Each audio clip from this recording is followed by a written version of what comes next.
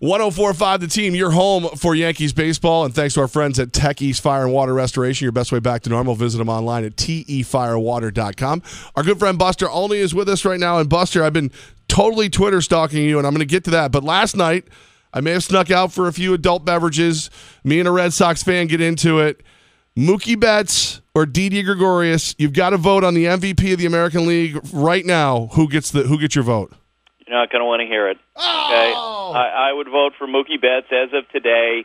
Look, 22 extra base hits, 13 walks, and 13 strikeouts. He's at a different level right now from where he was even a couple of years ago when he finished, second in the MVP voting to Mike Trout. Back in January, Alex Cora, our old friend who worked with us at ESPN, is now the manager of the Red Sox, went to lunch with him and said, Mookie, the one thing on the other side of the field, when I was working with the Astros, we felt like you were really passive early in the count, that you basically would let the pitcher get ahead. Why not look to do damage on pitches early in the count?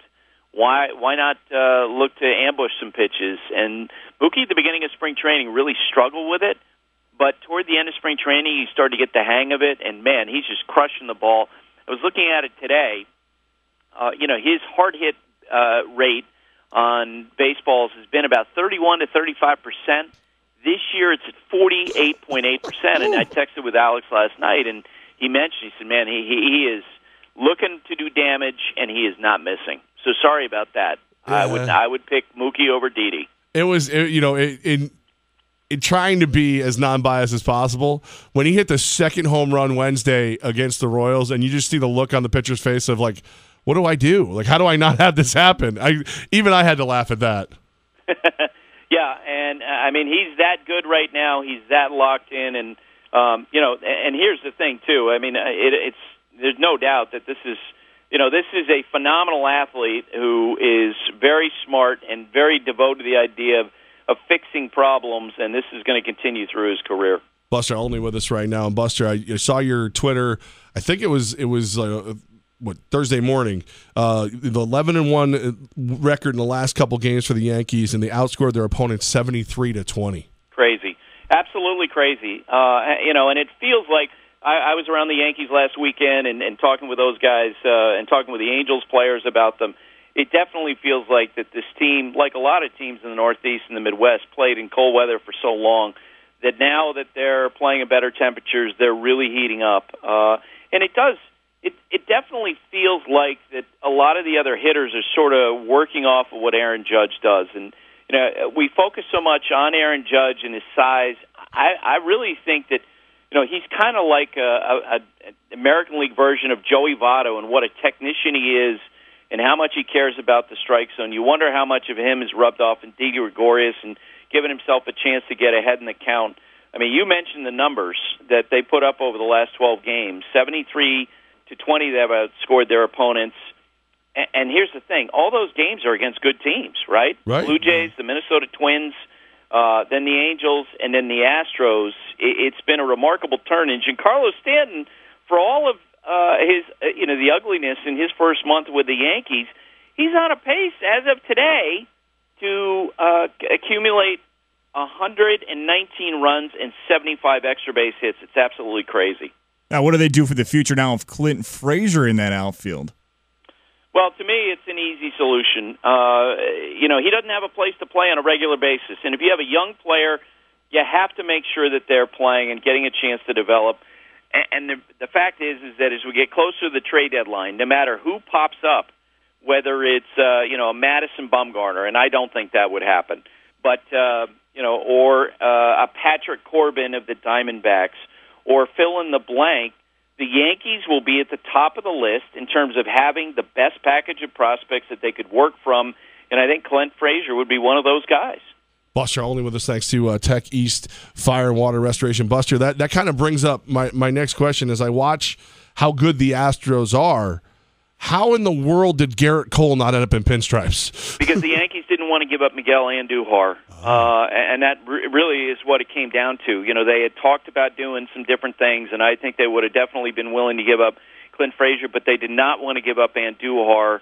and pay that price. And I can tell you this, is that when the terms of the Astros-Pirates deal came down, the Yankees felt like, well, you know what, we feel like actually our offer was better than what the Astros offered, but in the end it really comes down to what the Pirates value.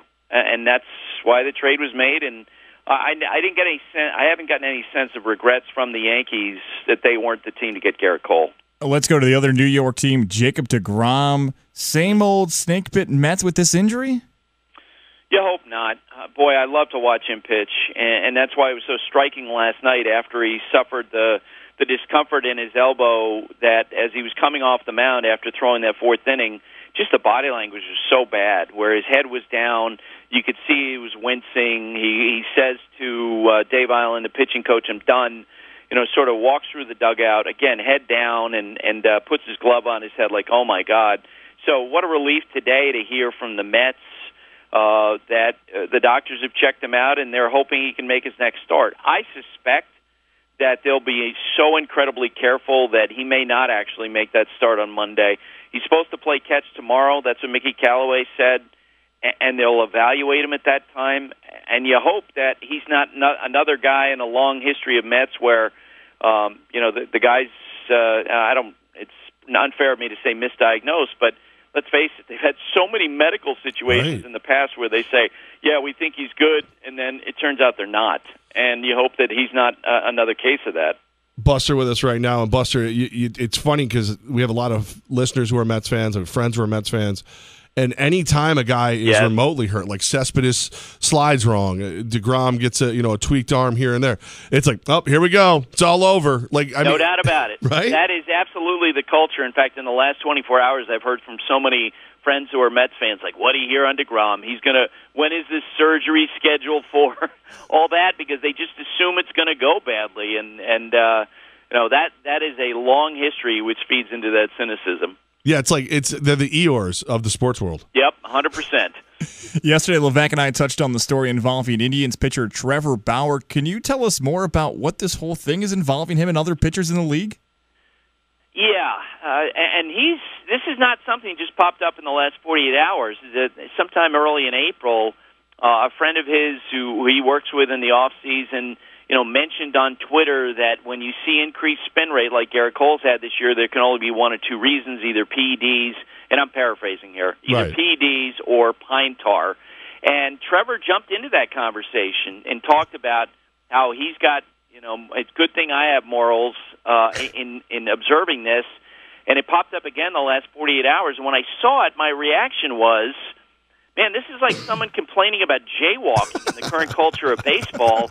Because every game you watch, you will see pitchers who are using foreign substances out in the open. In every game, you'll see pitchers with that area just below their glove that's shaved on the back of the wrist, and it's all glistening because it's covered with sunscreen.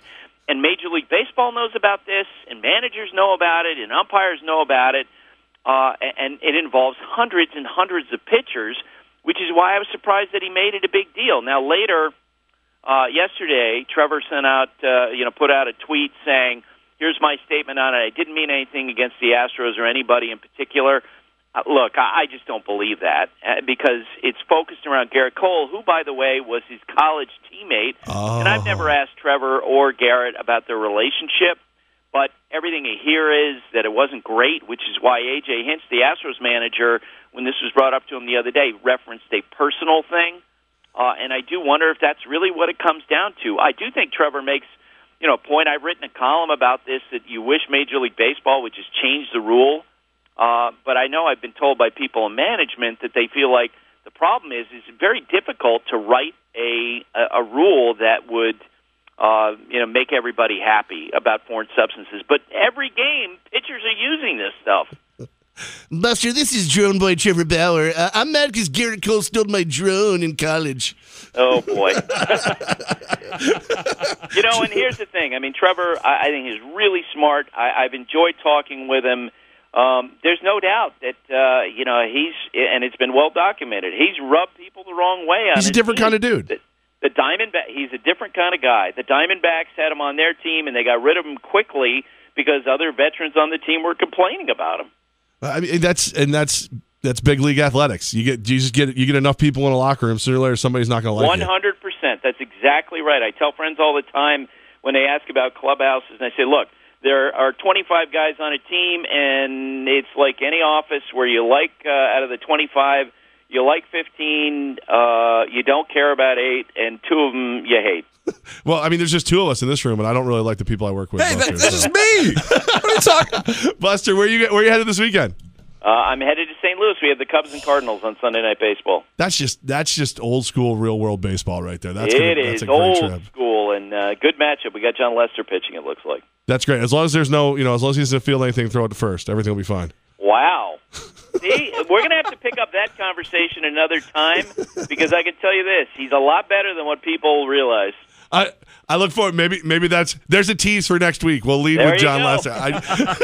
Buster, man, thank you so much. Safe travels. Okay.